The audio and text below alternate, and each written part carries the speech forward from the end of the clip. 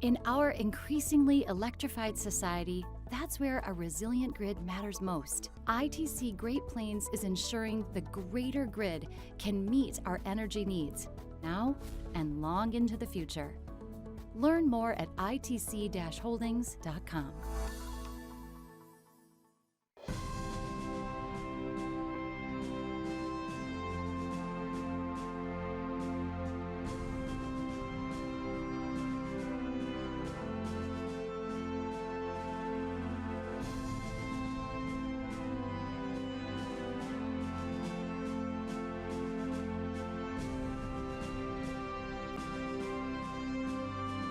Welcome to Kansas Candidates 2022. I am your moderator, Becky Kaiser. I am a news reporter for Eagle Communications Hays Post in Hays, and I'm very happy today to welcome our two candidates for the 109th District, both Republicans.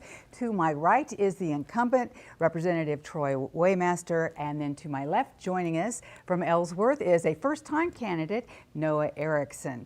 We're going to talk to the gentlemen this evening about their views on different issues in Kansas, and each comment, as well as their opening statement and closing statement, will be a minute 30 this evening as we follow the debate format. We tossed a coin before we got started this evening, and Troy Waymaster was the winner of that coin toss. So Troy, that means you get the opening statement, and tell everybody who you are. All right, well, thank you, Becky. It's good to see you again. I'm State Representative Troy Waymaster. I'm running for re-election for the 109th Kansas House District. I've been serving in the legislature for 5 terms now. The old 109th, due to redistricting that happened this last legislative session, included the counties of Russell, Osborne, and Smith, and then portions of Jewell, Lincoln, Barton, and Rush. When we went through the redistricting process, the 109th kept Russell, Osborne, Lincoln, and Smith, but we added Ellsworth County, and so that is the new district for the 109th Kansas House District. I do have to say, serving in the State House for 5 terms has been a distinct honor of mine, in serving the constituents of the 109th Kansas House District and preserving our rural values that we have out here in the 109th.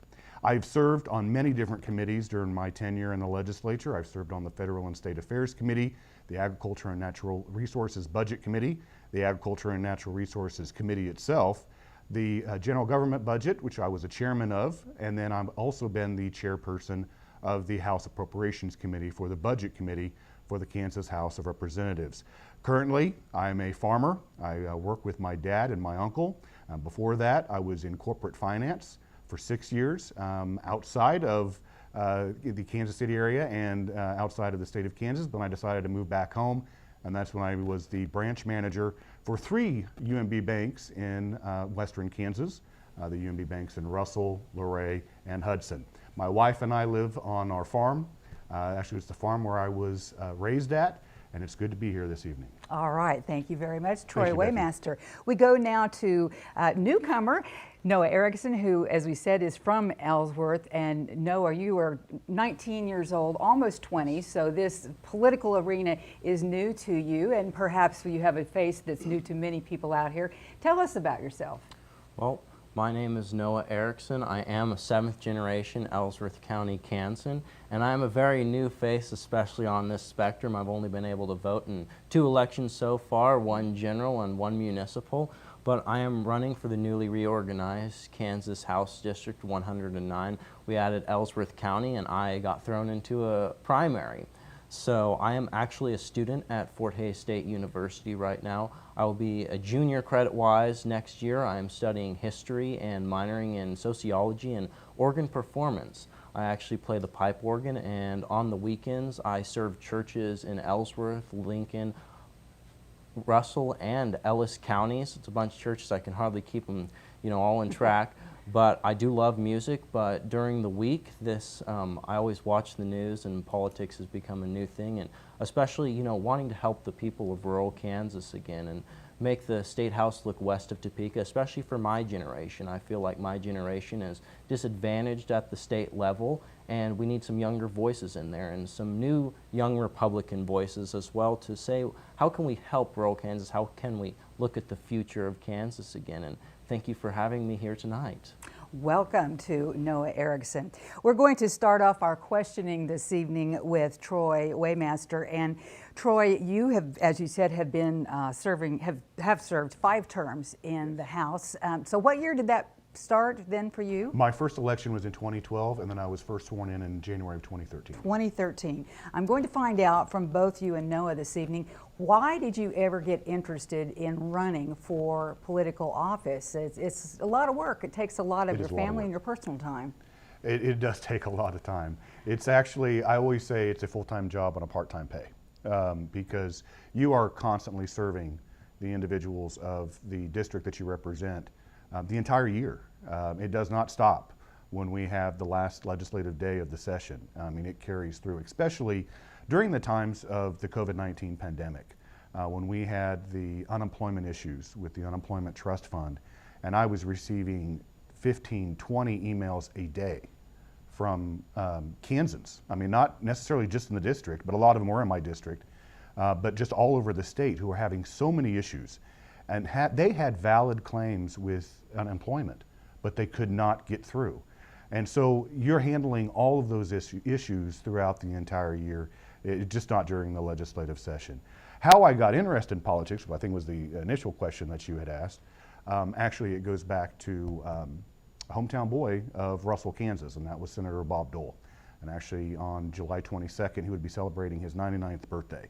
And it's kind of hard to believe that I don't have Bob anymore that I can reach out to and talk to, because he and I talked to quite a bit. But when I was 9 years old, on a very cold November day, we sat on Main Street in Russell, and he announced his presidency for the 1988 presidential election.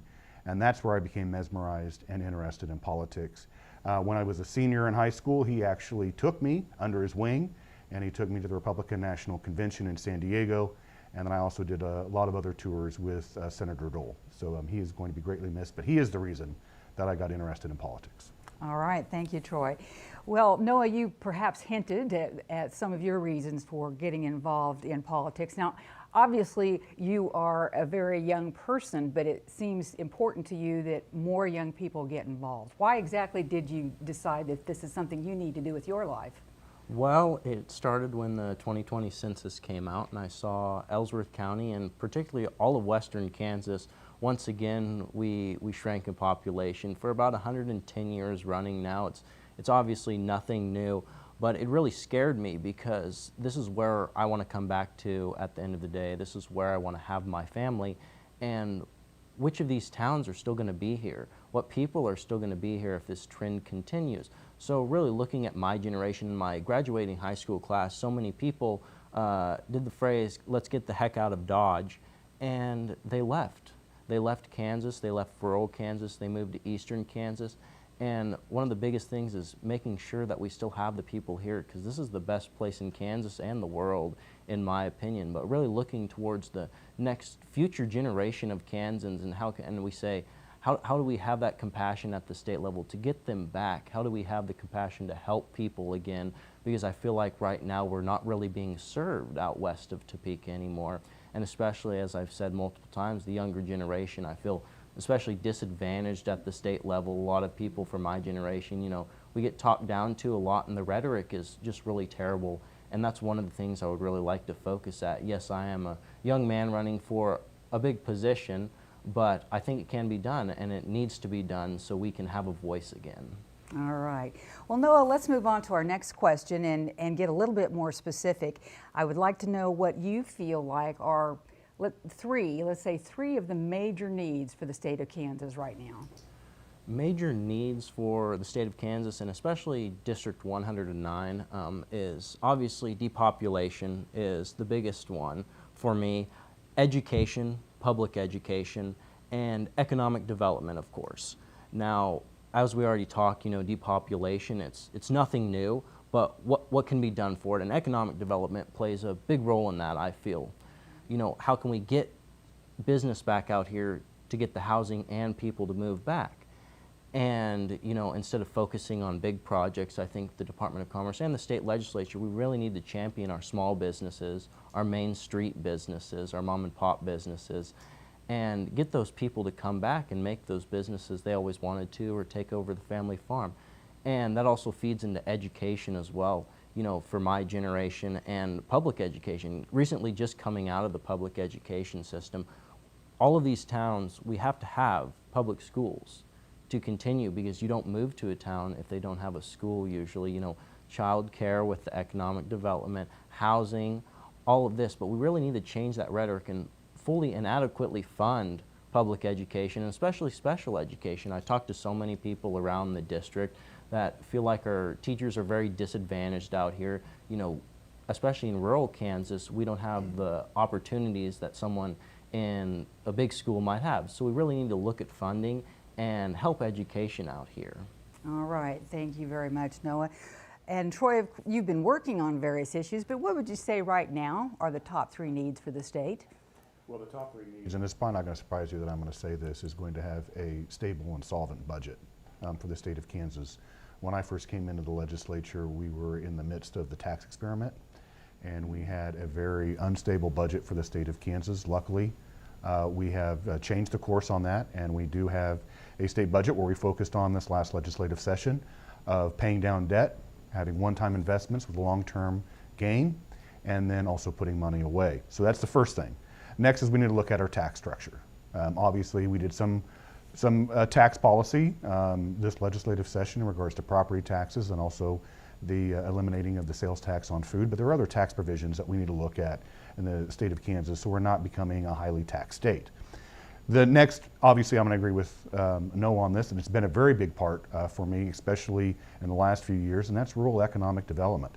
I lived in a town of Luray when the local school board made the decision of closing the school there.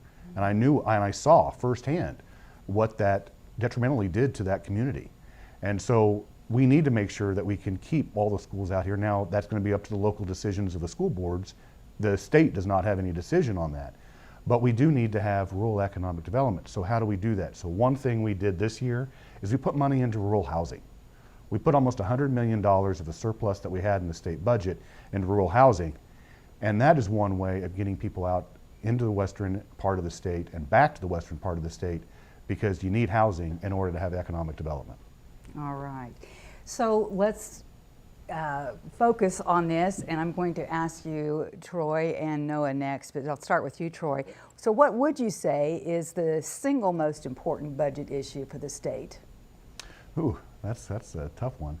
One that I have worked on, and I was on the Transportation Task Force, and when we were in the T-Works transportation program, obviously when I was talking about those budget issues that we're having in those years, some of those programs and some of the developments that were going to be done in T-Works were not completed. And so when we drafted the new Ike transportation plan, the first thing was to make sure that all of those not completed programs and projects in T-Works were going to be completed. And a lot of those projects were in rural Kansas. The projects in the urban areas, they got to be completed, but it was the ones that were pushed aside that were in the rural areas of the state. Obviously, we got to talk about the big item in the state budget, and that's education. Because that's more than 51% of the state budget, and then when you throw in higher education, it's nearing about 62% of the Kansas state budget as far as the money that comes from state general fund. We are complying with the Kansas Supreme Court opinion in regards to the Gannon case, even though they are still monitoring that to make sure that we do not backtrack on the amount of money that we've been putting into K through 12 education in regards to that opinion. But we put over $600 million into K through 12 education in the last few years. And actually in fiscal year 2023, that's when the increase to K through 12 education is going to be based off inflation and not having a step amount that's going to be put into K through 12 education. All right, thank you, Troy. Noah, how about you? What do you feel is the single most important budget issue for the state? Well, as we already pointed out, education does make up over 50% of the state budget, and really looking at that, but since it makes up such a big portion, and how much more can you actually go with it? We can't obviously take it down because of that Supreme Court ruling, but one of the things that comes along with the budget that I feel like is especially rhetoric to public education. And then another thing with public education is special education in the public education sector. you know, we weren't able, the Republicans up in Topeka weren't able to fund that this year, and they voted against that amendment that was put on. And that is something that I felt around the district, you know, hearing from parents who have to put their kids on buses at 5 a.m. and bus them into Salina because Ellsworth County doesn't have that, and especially all around the district, their needs aren't being met. So even though it is the biggest budget item, I think we really need to look at that and get back to our compassion. You know, touring schools, talking to teachers, people who are actually on the ground, and I know giving those local school boards those decisions to help fund their schools. They just need the materials to do it, and of course that's financial material. All right. So let's kind of stay on the topic of education then, Noah. And the next question I would like to ask you is, what do you feel like could be some ideas for better supporting our public schools and all of the stakeholders, you know, not only the teachers and the students and employers, but the citizens that help pay for things? Well, my thing with education, especially public education, is, you know, that shouldn't be politicized. Whatever we can do to help the kids, to help our educators, you know, that benefits the whole entire state, because that is the future of Kansas. Those people in the K through 12 system, that's the future of Kansas, and those who are going to be making the decisions in 30 years. And not only money-wise, but at the state level, I feel personally as if educators and kids in public schools are talked down to a lot. You know, private schools are pushed so hard, and we need to look at public education and champion our teachers again and champion our students. We've lost, especially when I went through high school, I felt like we lost that bridge from local to state level. We never really saw our state representative, and you know, where do you get that bridge back? And it's at the state level, and I think it's a lot rhetorically, you know, asking what can we do to help again? What can we do to help these rural education systems? And instead of just being all about finance, it needs to say, how can we support you in other ways? Really giving those opportunities to the students, you know, having a day where the students can come up maybe one-on-one with the state representative, and really getting that governmental feel through public education. All right. Troy, the same question to you then. How can we better support our public school for the benefit of all the stakeholders? I just want to say at that time I was not the state representative for Ellsworth, so it was somebody else. I just want to point that out to the viewers. So obviously, I'm a product of the public education system. I graduated from a public high school. I went to a public university. And I understand the nuances of public education, both K through 12 and higher ed. And I will say there is this breakdown between some legislators, I'm not one of those, and the K through 12 education system. And it really comes down, in my opinion, I think it comes down to money. They don't like seeing 51% of the state budget and then being told by the Kansas Supreme Court that we need to put more money in. And so I think that's where that contention actually comes from, is because just the sheer dollars. And so we want to talk about the sheer dollars, and Noah kind of brought up the special education that was brought up about mid-session because the governor did not have it in her budget when she submitted that in January. It came in later as a governor's budget adjustment, and she was asking for $30 million to be put into special education. If we want to go to the 92% that was passed in 2006, when that legislature said that's where we need to fund special education, you're looking at $150 million that would be going in there additionally. Now, some will argue that there is money sitting out in the coffers for special education and then also K through 12 in general, but that is the cost of what it would be. It would be $150 million to fully fund what the legislature in 2006 said would be the percentage amount for special education. There's also another component to that where the federal government was supposed to pay 40% of that when the agreement was made in the 90s for special education, and that has never happened. And so that's some of the areas that we could, obviously we'll probably talk about more in regards to education. Thank you, Troy. We'll talk a little bit now about the economy, and of course, as we know, inflation is at its highest ever, well, I guess in 40 years. It's really high right now, and gasoline prices peaked at about $5 a gallon. So the question now, Troy, is there anything that the state of Kansas can do to help alleviate, loosen the budgets of the individual Kansan and Kansas families? Is there any way that the state can help out with that? Well, we can help out with that in one area, and that would be a tax policy. Obviously, that's not going to be an immediate fix right now, which a lot of Kansans are experiencing high inflation rates, especially our farmers. I mean, we were talking about the high wheat prices a month or two ago, but then once harvest has happened, I mean, it was, wheat was down to $8.04 today. And it went down even from yesterday, where the price of wheat was. Diesel is running about $5.20 a gallon. Fertilizer costs about $870 per ton. So the outputs for the agriculture sector are just skyrocketing. Not even considering how much it costs to buy machinery or hire additional employees to get the crops out and then in. So there's a lot of factors, but the state of Kansas, we don't set trade policy. Right. We can advocate for trade policy with our federal partners and then have them try to institute some type of trade policy, but really on the state level, what we could look at is our tax structure and try to help out Kansans that way. But obviously inflation is extremely high. I contend that one of the reasons why it's high is we do have the war going on with Russia and Ukraine, which kind of played into that. Mm-hmm. But also I think with the COVID-19 pandemic, I think the federal government put way too much money out there in the system. And that money is still sitting out there. And that is what has driven the inflation numbers high. All right, Troy.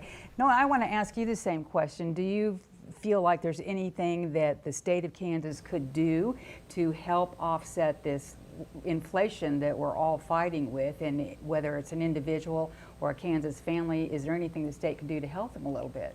Well, as Representative Waymaster did say, the state of Kansas can't do much for the percentage of inflation. However, taxes is a big thing.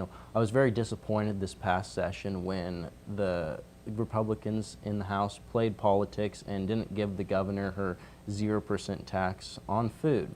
Mm-hmm. And that doesn't even kick in until January 1st of next year. And I talked to a gentleman from one of my counties that I'm running for just a couple weeks ago, and he said, I've been laid off and I don't know if the next time I'm going to be able to eat.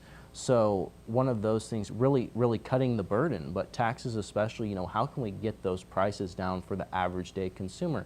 And this being a highly agricultural area, I remember when I very first in May, when I was starting campaigning, fertilizer was up quadruple.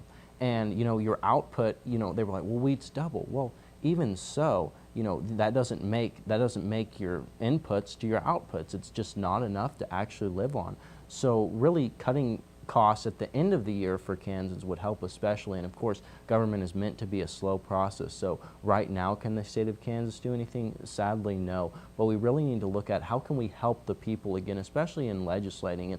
It's not about politics. It should be how can we help the people of our district and how can we do it in the best way possible, because we really need that right now and we're not able to get it. We're going to stay on the topic of the economy, and Noah, I would want to know from you, as you had already mentioned, there's depopulation in the rural and western portion of Kansas. We know that we need, and the state has a very low unemployment rate. We need workers. What can the state do to get more workers and help out places that don't have employees? Well, the first problem that you find with this is, when you bring in more people to work, well, what about housing? There's a bunch of economic development that also goes in, because a lot of areas in this district, we don't have the adequate housing for new people to move in.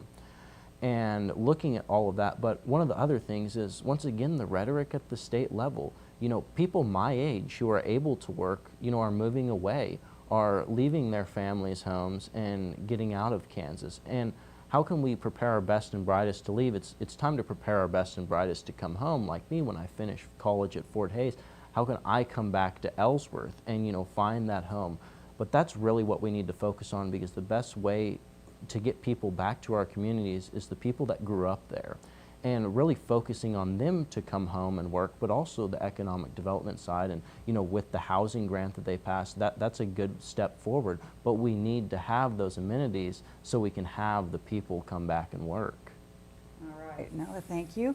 Troy, everywhere you look, you drive down the street and there are businesses have help wanted signs out. So what could the state be doing to help employ workers, or to find more workers for the businesses that need them? Well, and as you mentioned, Kansas has been having a historically low unemployment rate for quite some time. And we have manufacturers within the 109th district that are expanding or could expand, but we are having that problem with the labor shortages. That we just can't find the workers. And one of the things, when I toured Osborne Industries in 2015, I was touring that with Governor Brownback at the time, and he asked the manager of Osborne Industries, he said, what is the biggest hurdle that you have in hiring people? And he said, housing.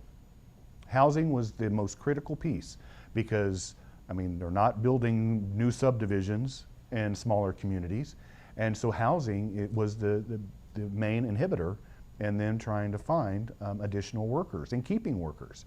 And so that's why I had a mission this year. Actually in December, I was working with many different agriculture groups, and they identified that the biggest need to have economic development areas in rural areas of the state was, in regards to rural housing.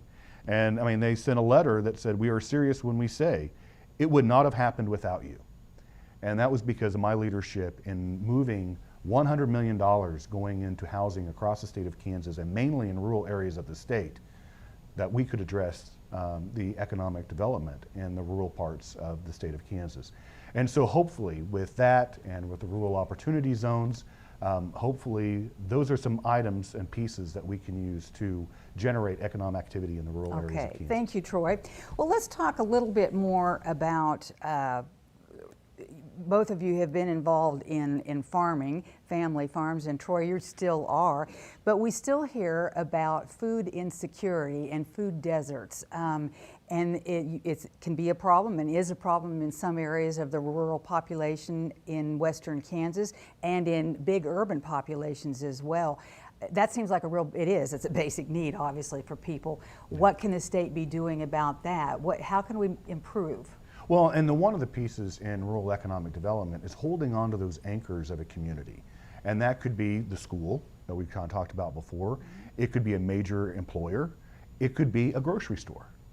What we're finding out is that we do have food deserts in the state of Kansas. And I'm kind of glad you brought this up, because last year when I was at the Council of State Governments conference in South Dakota was talking about how they tried to alleviate the issue of the food deserts throughout the state of South Dakota. And I actually went to our research department during that meeting and asked them for a map of the food deserts of the state of Kansas. So the issue is how do we get groceries out into those areas of the state where they may have to travel an hour to go to the closest grocery store? Well, that's the conundrum. That's the issue, is where are we going to place the grocery stores in these food deserts? What proximity are they going to be to other communities? And so, we talked about when I lived in Luray and the school closed, being one of those anchors that I mentioned before. What was the next thing to close? The grocery store. It was just a cascading effect. After the school closed, then went the grocery store and restaurants then after that. And so I've seen it firsthand. And so, like I said, we were talking about exactly where those food deserts are out in the state of Kansas. But we now have accessibility for Kansans to have the access to food. All right, Troy, thank you. And Noah, it may sound kind of counterintuitive. Here we are in the breadbasket of the world, and so much wheat production and other crops in Kansas, beef production. But as we know, we do have food deserts in Kansas and in both rural and urban areas. How can we alleviate those? I would say the first thing we can start doing, especially at the state level, is alleviate regulations. I've worked on the small business side, the ice cream shop in Ellsworth at Sugar Shack, worked there for manager for a number of years, and just the absolute regulations that are on those. Why do you want to start a small business like a grocery store in the state of Kansas? The tax policy is absolutely terrible and not friendly to new business owners. And one of the first things we can do at the state level is help alleviate that pain. We have to improve those connections. We have to improve our portals on the state government websites to get that help that we need. And then, champion those individuals in the towns, those individuals that are already in the towns that have those good businesses, because a lot of these small communities are wanting to do it. They just don't know how. And we have to provide that help from the state level. Do you guys need a grant? What kind of money do you guys need? What are you really looking for here? And we can help alleviate that pain, but we have to build that bridge back from local to state again. All right. Noah, we'll stay with you for the next question, and you talked about this just a little bit, talking about web portals. One of the things that we know about is that the internet is, we have to have it. I don't think anybody would disagree with that anymore, but we do know in the rural areas it may not exist, or it's prohibitively expensive to get it. How can we increase broadband access in the 109th district? Well, luckily for us, I know Representative Mann had championed a bill in the United States House of Representatives to get federal funding for broadband service. I was just up in Lincoln County in Beverly and Bernard a couple weeks ago knocking on doors, and there is not a lick of service up there. There is nothing, no connection at all, and it's right here in the 109th district. And we really need to look at a state level. Of course, it all takes time, but once we get that federal funding, we need to really pinpoint those areas and look at how we can help. Also reach out to the cellular companies, Verizon, T-Mobile, Sprint, and say, can you guys get a tower out here for our people, especially, pinpoint the users who has the most phones and get them to set a tower out here. And what legislation can we pass to help that along?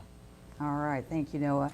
So, Troy, you live in a rural area. Yes, I do. Is that a problem for you? And beyond that, again, how can we increase broadband access in the 109th district? Well, and I would say, I was in Smith Center yesterday, and then on 281 between here and Smith Center, there are pockets where you don't have any cell service.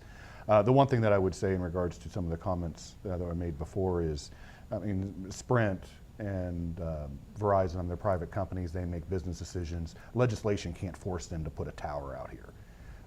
Actually, Sprint used to have towers out here, and they pulled them. So those are decisions that are made on a business level, and I don't think the state should be passing legislation forcing them to put up cell towers if they've already made the business decision that they didn't want to. Now, in regards to having access to broadband throughout the state of Kansas, obviously we have the federal infrastructure bill that we're still sifting through to see exactly how much of that infrastructure bill is going to be dedicated to broadband access. And then we also have another piece. I served as the chairperson of the advisory panel for government efficiency and modernization. And we were going through the American Rescue Plan Act money, the ARPA funds, where the state received $1.6 billion. And there was a connectivity advisory panel as well. And so their only recommendation to the Spark Executive Committee was about $380 million for broadband access throughout the state of Kansas, so we can have that connectivity throughout the entire state. All right. We're going to change subjects totally here, something that has been discussed in the state legislature and certainly among Kansans. I want to find out what you think, Troy, of the possibility of legalizing marijuana, whether it would be for recreational use or medical use. And the caveat being, of course, that we know that the federal law still prohibits this. Correct. But other states have done things. So what should Kansas do? Many other states have done things. And actually, I've spoken on the House floor as an advocate for the passage of medicinal marijuana. I knew somebody who's really close to me who was suffering from cancer and had to go to Colorado in order to get medicinal marijuana just to ease the pain they were suffering from. So like I said, I've spoken in front of the entire House in favor of medicinal marijuana. Unfortunately, it seems like whenever we pass that bill, then it goes over to the Senate, and then it just stalls, and then they're creating a special interim committee to discuss medicinal marijuana before we go back to session in January. So we'll see exactly what that interim committee determines when they decide to meet. Recreational marijuana, however, is a completely different subject, in my opinion. I had a meeting with the Senate Majority Leader from the state of Colorado, and he was expressing to me some of the issues that Coloradans are facing because they have passed recreational marijuana. everybody wants to talk about the tax money that comes in, and he was actually expressing to me that it's not as much as they had anticipated because they've created an entirely different black market. And so that is not being taxed.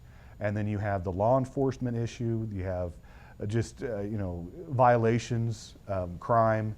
And he told me before he left my office, he said, by no means do not let Kansas pass recreational marijuana. But medicinal marijuana, yes, I'm in favor of. All right. Noah, let's talk about that on your opinion. Should Kansas legalize marijuana, whether it would be for recreational use or medicinal use? Yes, for medicinal use, I would advocate that Kansas would legalize this. I've known multiple people, and this summer I've met multiple people that say, this is something that they need, and they have to go to other states to do it. Get the cannabis, and if so, it can help them, and they should be able to do that in their home state. Of course, we should have the correct stipulations, because I'm not in favor of recreational marijuana and all that brings with it. But the state of Kansas currently, we can't regulate it besides giving someone a fine or putting them in jail or prison over it. And it's time, we do look at this because so many other states have already done this, and we have multiple physicians and doctors saying how this does help people, and we have people with illnesses that also tell us it helps them, and we have people in our own district that need this help, and we don't want them to go to another state. Why can't we just have it right here in Kansas? And we do need to have the correct stipulations, though. All that groundwork needs to be laid, of course, before the House and Senate would pass something with the governor's signature. We have to have all that groundwork before, so it is correctly, and you can only get it for medicinal uses. But once again, if it's helping my constituents, or District 109, I would certainly be in favor of legalizing medicinal marijuana. All right. Now we're going to talk about another issue that has been discussed in the legislature, and other states are doing this. Kansas has not. But what was your opinion of the potential to expand Medicaid? So from the very moment that I started this campaign, I am in favor of a CanCare expansion, of course, with some stipulations as well. But there are 105 rural hospitals in the state of Kansas, 75 which are in danger, or they're losing money each year and in danger of closure. And with this CanCare expansion, especially from a rural district, we need to advocate that we have the correct stipulations on that. So these rural hospitals do benefit. Of course, a lot of money will go to your bigger hospitals, but 150 Kansans will be covered by this now. And of course, if we can help it anyway, and our tax dollars at the federal level are already put aside for this, and we miss millions of dollars each year here in Kansas because we don't pass legislation expanding Medicaid and CanCare.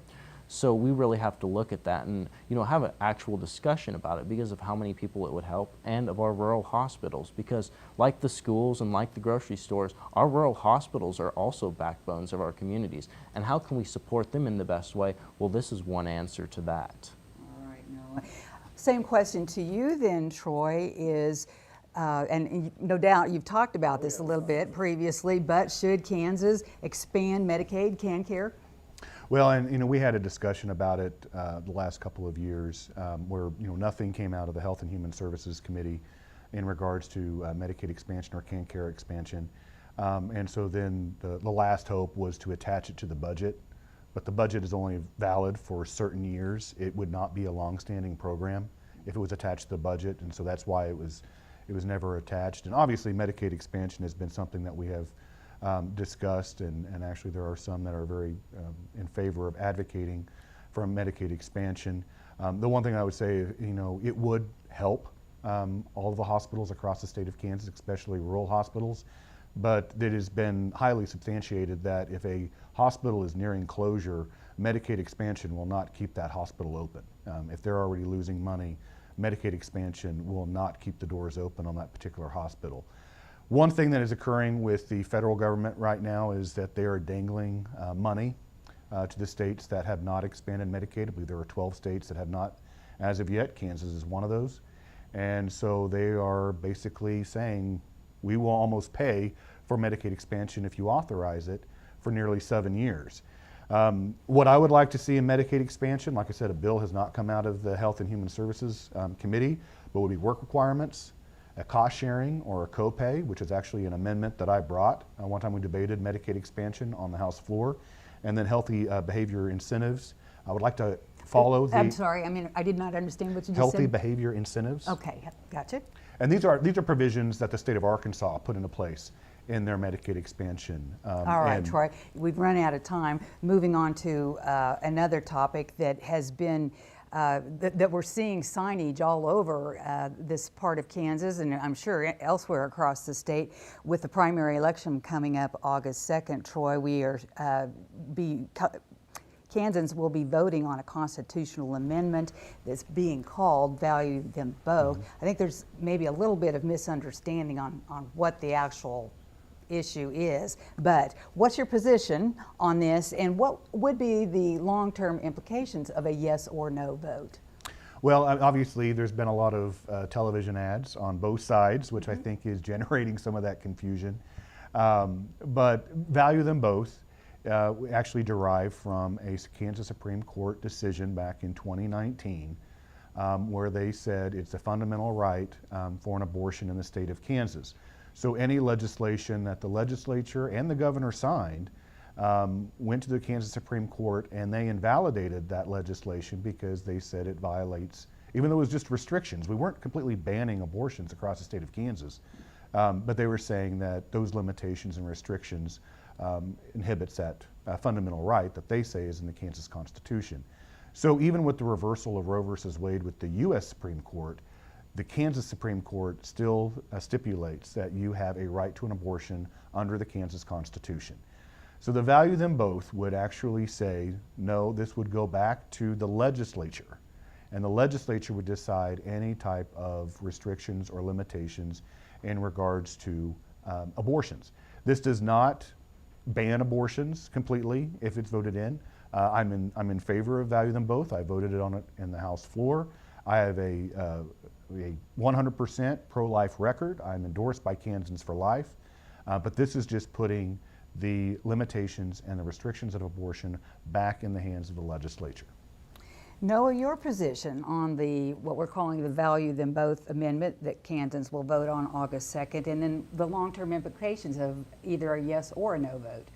Yes, so I'm pro-life. Of course, there are exceptions. You know, I tell people that this is not a black and white issue. You know, there are instances either way, but you know, we have to legislate with compassion. But we need morals and values back in the state house as well.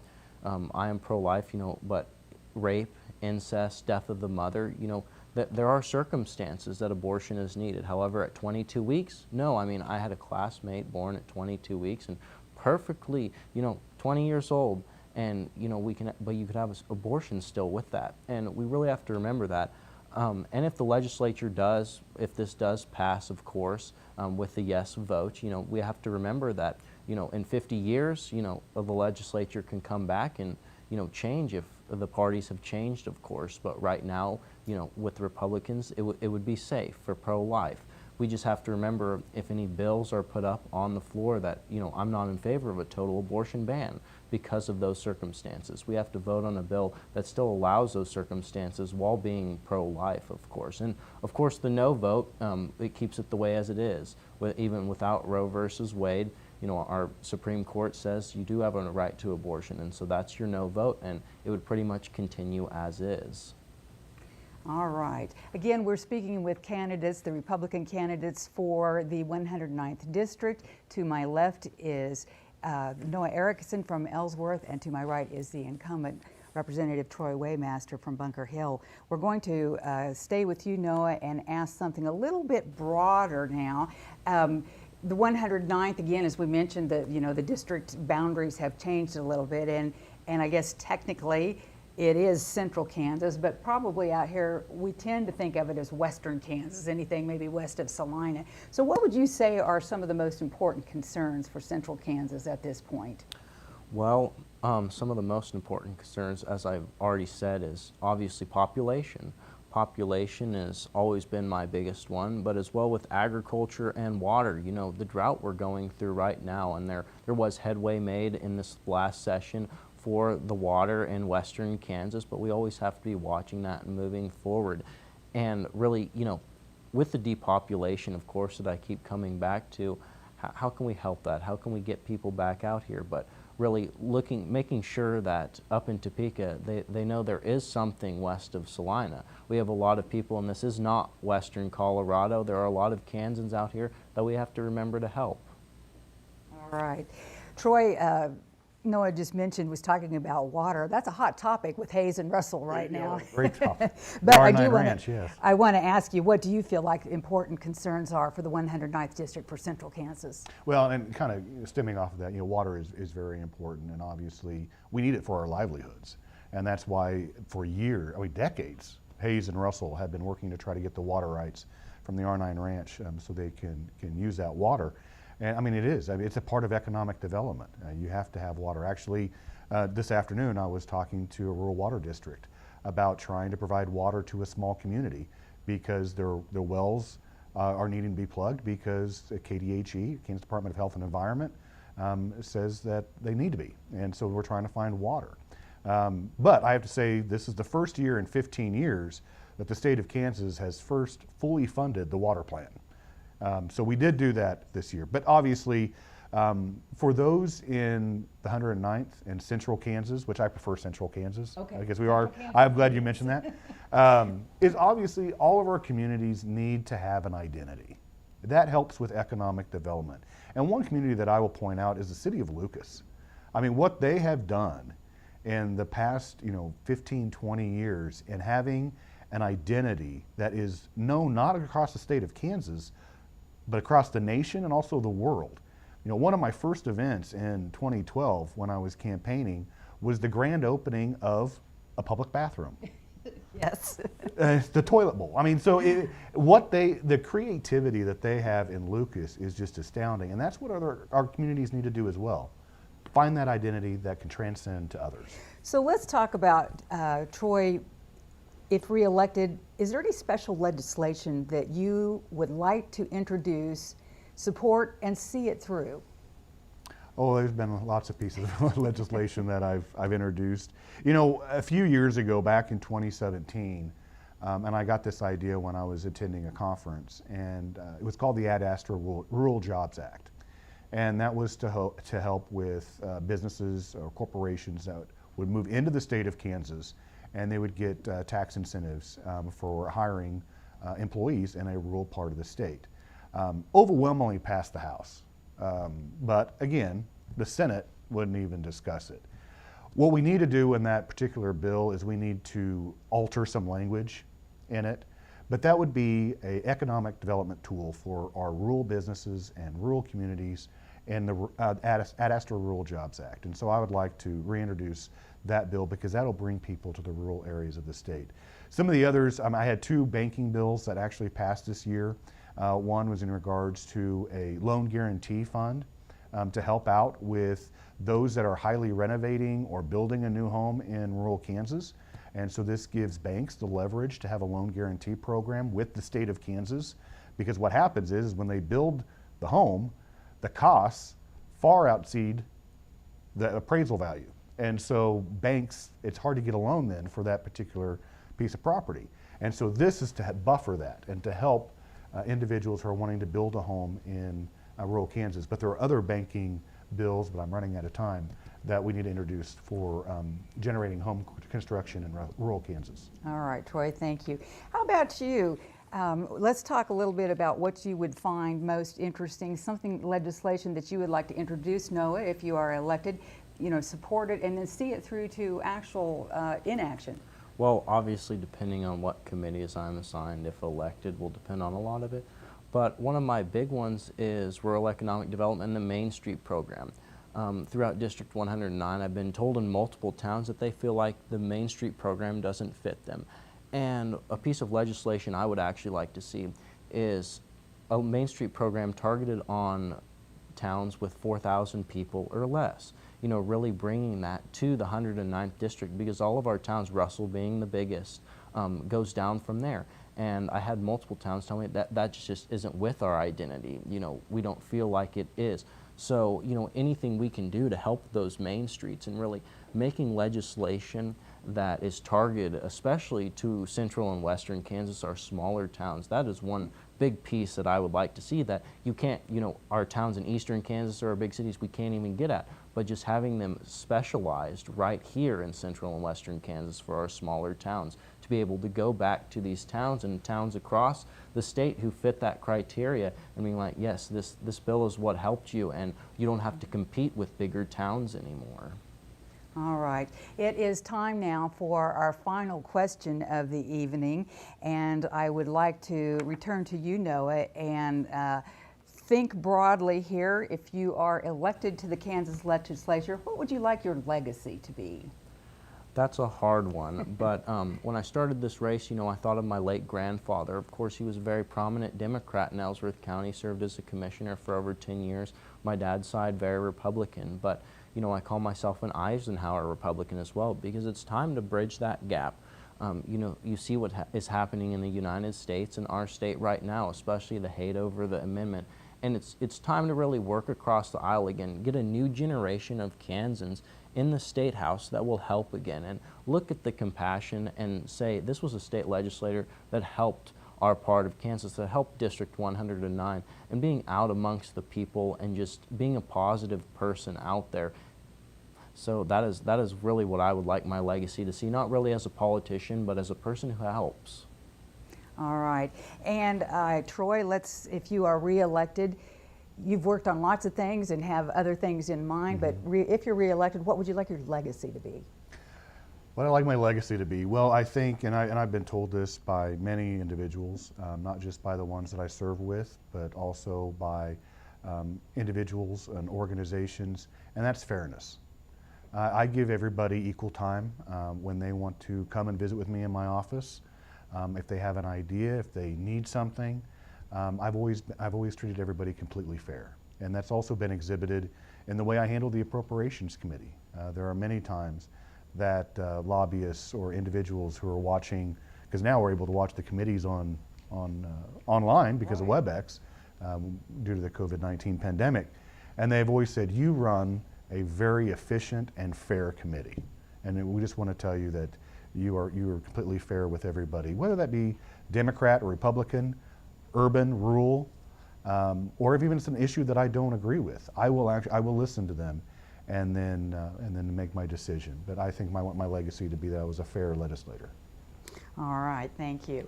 Well, we've come to the time for our closing statements this evening, and again, because of the coin toss before the show started, the winner of that was Troy Waymaster. So Troy, that gives you the advantage of starting off with our closing statement.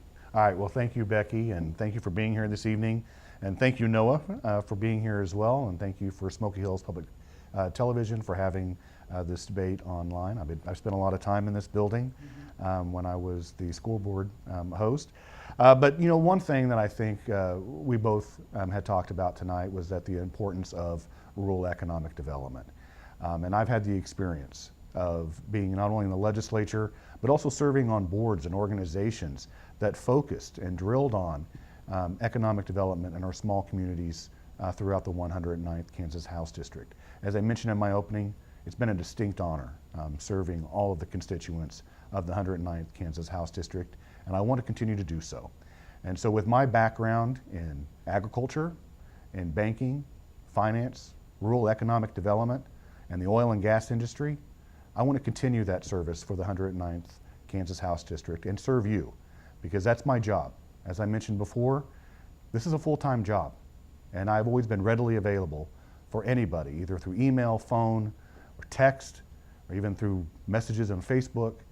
I've always been readily available, and I will try to help out every single individual in the 109th Kansas House District, as I have done during my tenure in the legislature. I want to thank you for joining us this evening, and I would appreciate your vote on August 2nd. Thank you very much, Troy. And Noah Erickson, your closing statement for our audience. Well, thank you both for participating in this with me, and for Smoky Hill PBS for doing this. This is my first time really on camera. But starting this race, it's time to look towards the next generation of Kansans again. Really, what can we do for the future of Kansas with economic development, with these new ideas, with champion education at the state level, and really looking at how can we help our small towns again. It is time to quit looking at Sedgwick and Johnson County and Topeka. It's really time to look at Western Kansas again. What does the future hold for us out here? I may not have all the experience, but it is time for new ideas. It's time to look across the aisle, and it's time for some new people to legislate, especially with the new redistricting of District 109. It's time to look for the future of Kansas again. Thank you all, and I would also appreciate your vote on August 2nd for New Republican for Positive Change. All right, thank you very much, Noah. We want to thank you for joining us this evening. This has been Kansas Candidates 2022. Candidates, the Republican candidates for the 109th District, and you've been watching, of course, Smoky Hills PBS. I've been your moderator, Becky Kaiser, with Eagle Communications, Eagle Radio, and Hayes Post. It has been an absolute delight to talk to these gentlemen this evening. Again, to my right, Representative Troy Waymaster, who is the incumbent in this race, and also to my left, we have been talking to Noah Erichsen, who is a newcomer to politics. He's from from Ellsworth. So we hope that you get the opportunity to get out and vote. Thank you for watching our show tonight. I'm Becky Kaiser.